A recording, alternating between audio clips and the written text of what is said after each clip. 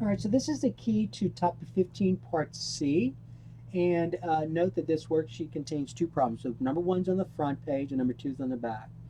Okay, so you're given this function, and so this is a linear function. So remember, f of x means the same thing as y. So it's linear. So when you graph this, it's going to be a line. And notice that remember slope-intercept form. See, you asked to slope and y-intercept. So slope-intercept form, remember, is y equals mx plus b, where the coefficient of x is your slope and the constant is your y-intercept.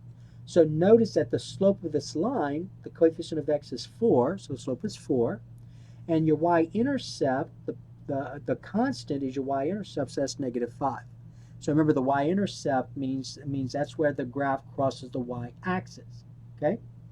So then it says use the slope and the y-intercept to graph f of x. All right. So what they're asking you to do here is to use the fact that the slope, first of all, is rise over run, and in this case it'll be negative 5 over negative 1. Negative 5 divided by positive 1. Excuse me. Negative 5 divided by positive 1. So I'm sorry, that's your y-intercept. Excuse me. Your slope is 4. So it'll be 4 divided by 1. Excuse me. So the slope is 4 divided by 1. Okay, now remember, to graph a line, you need 2 points, right? So you know one of them. One of them is your y-intercept. That's one of your points. So that's negative 5. So I'm going to plot that point. I'm going to make it larger. So one point on your graph is the y-intercept. So 1, 2, 3, 4, 5. So that's here. Okay? So I have 1 point. To graph a line, you need 2 points. So you use a slope. Slope is rise over run. Slope is 4, so 4 divided by 1. Since the rise is positive, you go up. Since the run is positive, you go to the right. So I'm going to go up 4, to the right 1. So look what's going to happen. So from your y-intercept, you can go up 4. 1, 2, 3, 4, and then to the right 1. Okay? And then all you do now is just draw your line. And you knew that your line had to rise because your slope is positive. Okay? Now it says, what is the average rate of change? So the average rate of change of a function is your slope. So the slope is 4, the average rate of change is 4. Okay? So average rate of change of a function is just your slope. So basically the average rate of change means that if you keep using rise over run, 4 is your slope. If you keep going up 4 to the right 1, up 4 to the right 1, up 4 to the right 1, you'll get points on this graph. That's what that means. Okay, so D is your function increasing, decreasing, or constant. Well, remember, the slope is positive, so it's got to be rising, right? So that means that your remember, f of x is think of f of x as your y values. So look, your y values are increasing. See, it's rising, so your y values are increasing. So it's increasing. Okay, find the 0 of f of x. So the 0 of f of x is your x-intercept. So the 0 of f of x is the point of the graph where the graph crosses the x-axis. So that's your x-intercept. And so to find the 0, basically, all right, now remember, to find the 0, you're going to take this function and you're going to set it equal to 0. So let's go ahead and talk about this here. So for part E, the 0 of f of x is the value of x where f of x is equal to 0. So basically, if this is your function, you're going to take 4x minus 5 and set it equal to 0. So 4x minus 5 equals 0. And then you just solve for x. So 4x equals 5, divide by 4, you get x to be 5/4, which remember is the same thing as 1 and 1/4. Kind of makes sense because look, the graph crosses the x-axis or between, it looks like around 1.25, right? Okay. So the 0, you're going to say the 0 is 5/4. 0 is 5/4. All right. So this is a little bit more difficult for students to understand. So the 0, you got to know the definition of 0. So a 0 of a function is the is where the y value is 0. Okay, so if the y value is 0, so where the y value is 0, all you do then is just make f of x 0, and then you have 4x minus 5 equals 0, and you just solve that equation. And that's going to be your x-intercept. So if you notice, this x value is 1.25. Well, 1.25 is about right here. Okay. All right, find the domain. Well, remember, that's you're going to need some information from a previous lesson. So the domain is the set of x coordinates, and the range is the set of y coordinates. Now notice that this is a line with arrows on both ends. So that should be an easy kind when you're dealing with lines with arrows on both ends. So notice that the domain, no matter what x value you have, -100, -1000, you're going to get a y. You're going to get a point on the graph. You're going to get a y value. So the domain is a set of all real numbers. So you're going to go from -infinity to infinity. So -infinity to infinity. And the range, the same thing. See, you have arrows on both ends. So you're going from -infinity to positive infinity. So every point will involve any real number for y. So -infinity to infinity. Find the x-intercept of f of x. So the x-intercept is the same thing as the 0.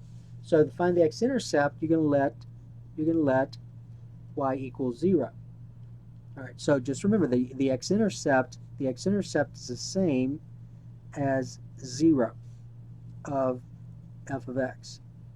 So the x-intercept, to find the x-intercept, you let y equal 0, and so if y is 0, which we already found, you're going to get x equal 5/4. So x equal 5/4.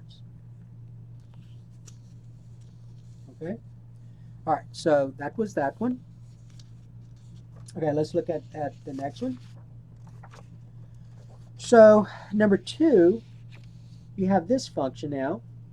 So again, remember slope-intercept form, y equals mx plus b. So the coefficient of x is your slope. So my slope is -3/4. So we put that here. And your y-intercept is your constant. So that's a +7. Okay, and then it says use the slope of the y-intercept to graph this. So you must use the slope of the y-intercept. Don't use the t-table. You must use the slope of the y-intercept. So to graph a line, you need 2 points. You know one of them, your y-intercept. So that's 7. So that is 1, 2, 3, 4, 5, 6, 7, right here. And since the slope is negative, you know the line's going to fall. Okay, so just remember that. That's how you better have another point that makes it fall. So from this y-intercept, you use the slope. Slope is rise over run. Okay, rise over run. -3 divided by 4. So my rise is -3. So that means I'm going to go down 3. 1, 2, 3. My run is a +4. So I'm going to go to the right 4. So down 3, 1, 2, 3, and then to the right 4. 1, 2, 3, 4. And so then I graph this line, and there's your line. Okay. Remember, so a lot of what you see here are just knowing definitions. You got to remember that the average rate of change of a function means the same thing as the slope. So if the slope is -3/4, the average rate of change is -3/4. So basically what that means is that no matter where you start on the graph, if you go down 3 to the right 4, you get a point on the graph. Down 3 to the right 4, you get a point on the graph. Down 3 to the right 4, you get a point on the graph. Okay? Remember, g of x, remember, it means the same thing as y. So is y, or your y values increasing, decreasing, or constant? So if I go from left to right, what's happening to those y values? So look at those y values. Those y values are getting smaller and smaller and smaller. Okay, the y values. Not the x values, the y values. Remember, g of x is y. And it kind of makes sense because your slope is negative. So when we say the slope is negative, we say the line is falling. When we say the line is falling, we mean that the y values are getting smaller and smaller and smaller. So your y values are decreasing. So this is decreasing. To find the 0 of g of x, remember the 0 g of x means the same thing. The 0 g of x means the same thing as the x-intercept. Where does the graph cross the x-axis? So the 0 g of x means the value of x where g of x is 0, where g of x is 0, okay? Or y is 0. So basically all you do is you take your function and you set it equal to 0. So I'm going to have negative 3/4 x plus 7 equals 0. And it's just a matter of you solving for x now. So let's go ahead and subtract 7 from both sides. So I get this, right? Then we'll multiply both sides by 4. Let's clear the fractions. So we're going to multiply by 4, just like this. So the 4's divide out. So I get 1 times negative 3x is a negative 3x equal a negative 28. Divide both sides by negative 3. I get my 0, x, I get the x-intercept to equal, negative divided by negative is a positive, so I get 28/3. Or, if you go ahead and divide that out, 3 into 28 is what? 9. 9 times 3 is 27, remainder 1. So this is positive 9 1/3. Okay? Kind of makes sense because if you were to extend this further, see how 9 1/3 is about here? Okay? So you're going to say 9 1/3. Or you could just say 28/3. Does not matter.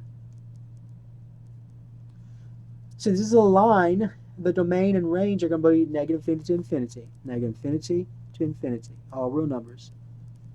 Okay? And then the x-intercept, you just have to know the x-intercept means the same thing as 0. So if you find the 0 here, then that's going to be the same thing here. So 28/3. Okay? All right, so that is the key to topic 15, part C.